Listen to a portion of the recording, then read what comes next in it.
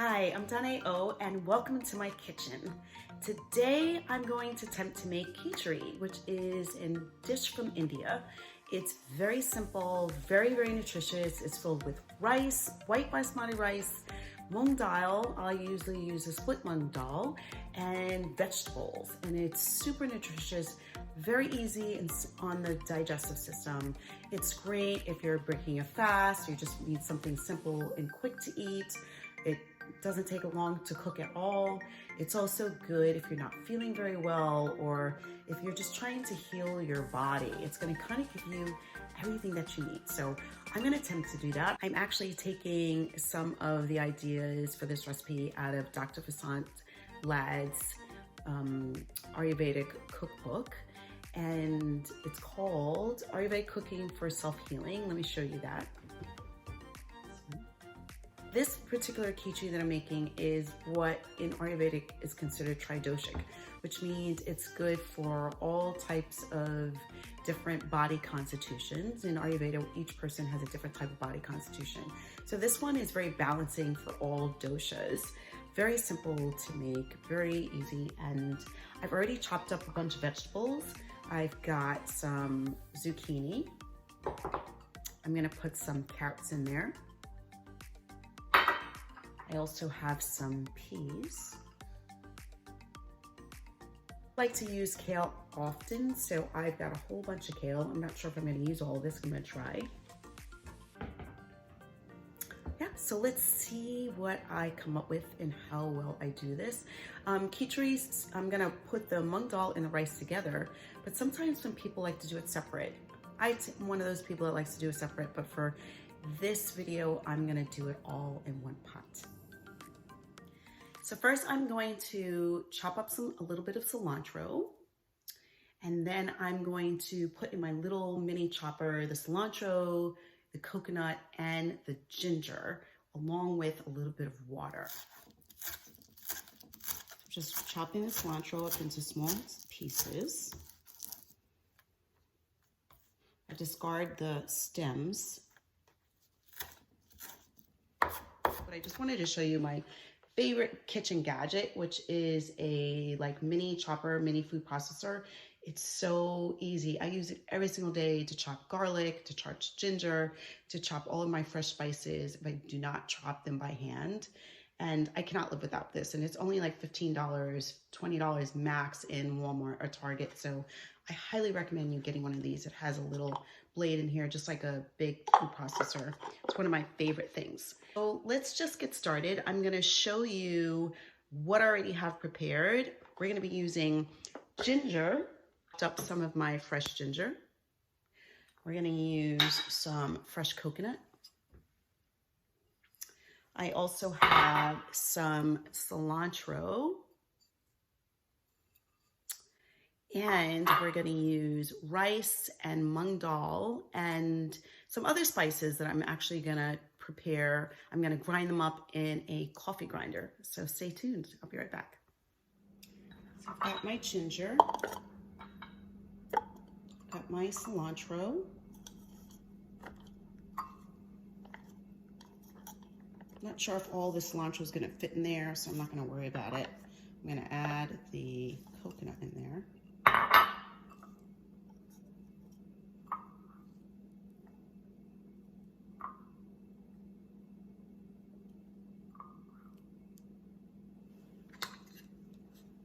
A little bit of water.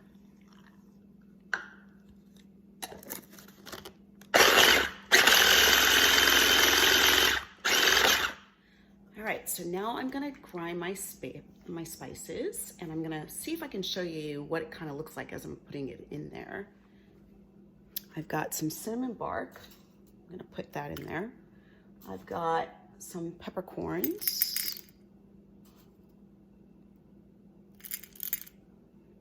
I did not use cardamom pods, so I'm just gonna use cardamom seeds. It makes my life a little bit easier. I'm gonna put a little bit of fennel in there.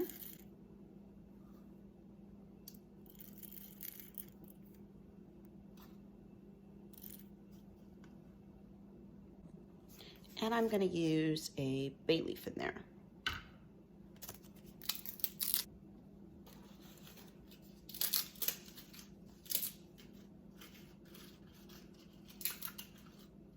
So I've grounded my spices in a nice fine powder. I'll let you see that. And honestly, if you have powder spices, that's all you have, then that's fine. Don't feel like you have to run out and get ground whole spices so that you have to ground them up. Just do the best you can. Make it fun, make it effortless for you. What you put, the energy you put into your food makes such a big difference of whether it's going to be really healing for you or not.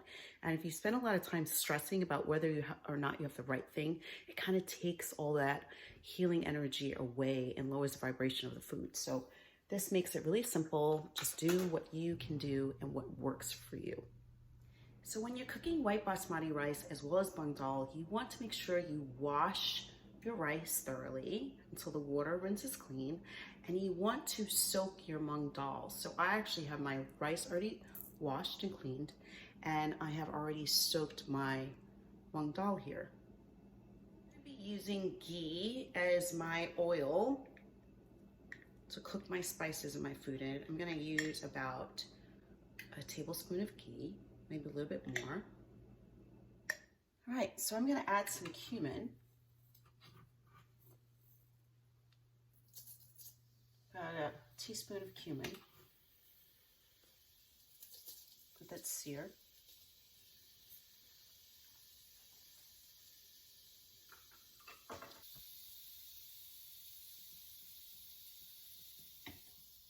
Just going to toast the cumin a little bit and let it toast. I'm going to add my seasonings that I grounded up.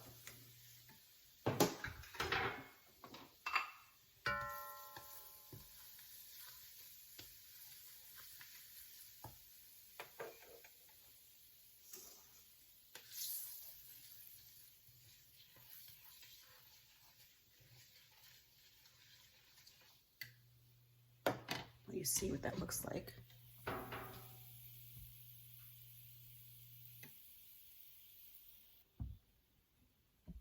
Indian spices have such a wonderful fragrance about them. And from here, I'm going to add the other seasonings that I grounded up in the food processor.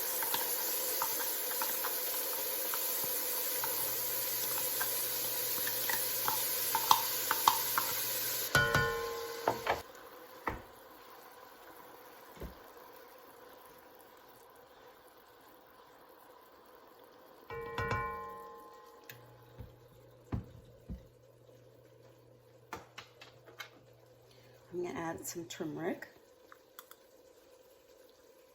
Not that much.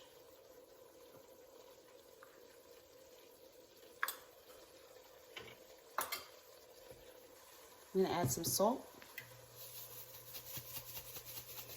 And if you don't put enough salt in, Moong Dal actually is extremely bland.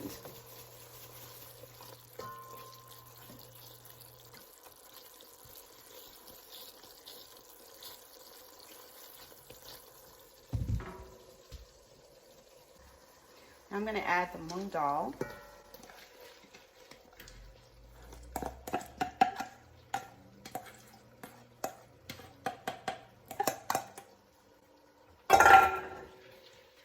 Add the rice.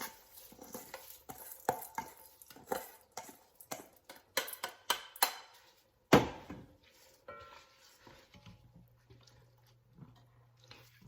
it looks.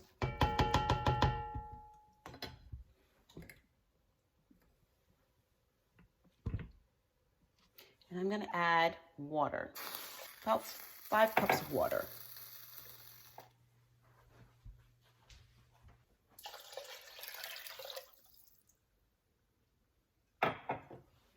And my peas,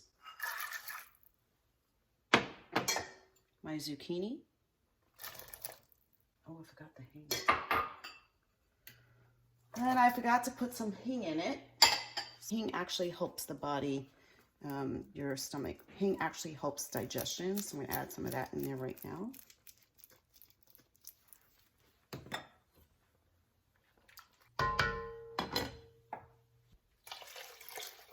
Okay, so now we wait. I have put everything in the pot except for the kale. because the kale cooks a little quicker. So I'm gonna wait until this looks like it's reduced down some, and then I'm gonna add the kale. I'm gonna show you what it looks like.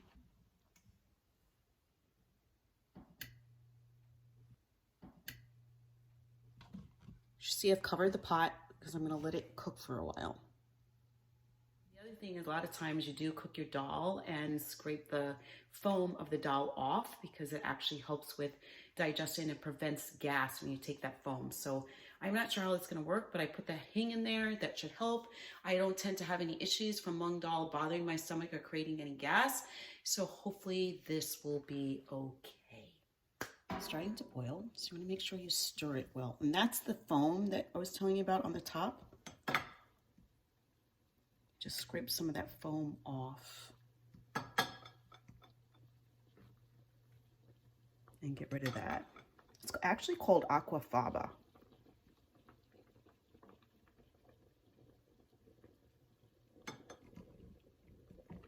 So funny, if you are a fan of Lush Cosmetics, they actually use the aquafaba in the soap to make it have that really nice, light, feathery feel to it and creaminess. It's a little fun fact. So there are many ways to make kitchari. There are so many recipes. I actually altered this one a little bit. I have a really hard time following directions and recipes. Not because I'm not smart enough to do it, it's just that I always change things up. I can never just follow it to a T. So it did not ask for the fennel, so I put fennel in there anyway. This recipe also specifically has not asked for vegetables either. I'm deciding to put the veggies in there, and you can actually use any vegetables that you want.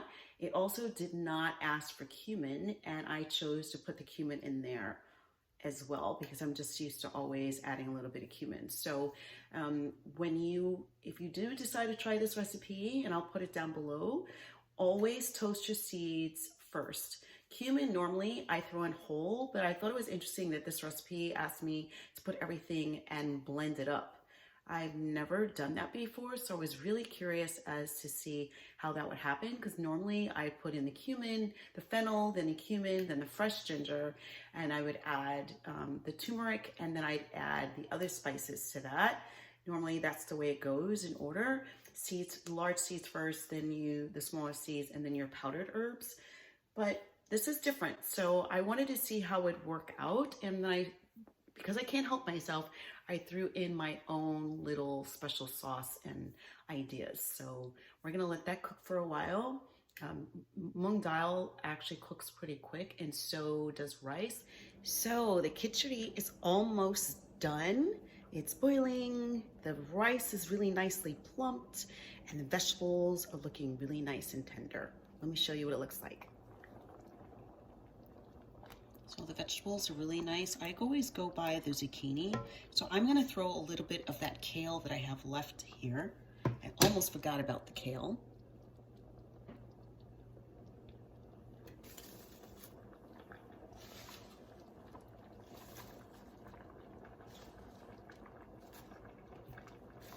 And that should do it. And as soon as the kale is nice and wilted, this is gonna be ready.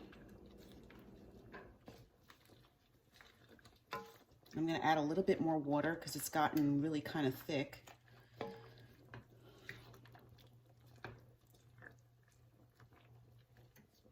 Oh, that looks so yum, look at that.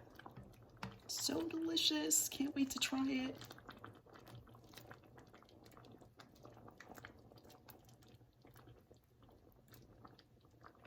Because I'm using a cast iron pot, I'm gonna actually turn it off now.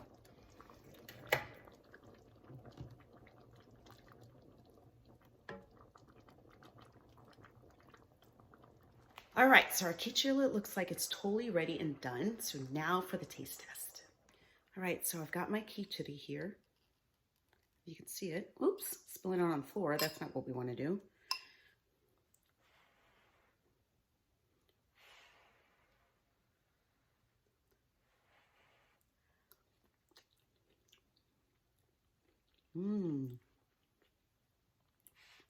It's really yummy.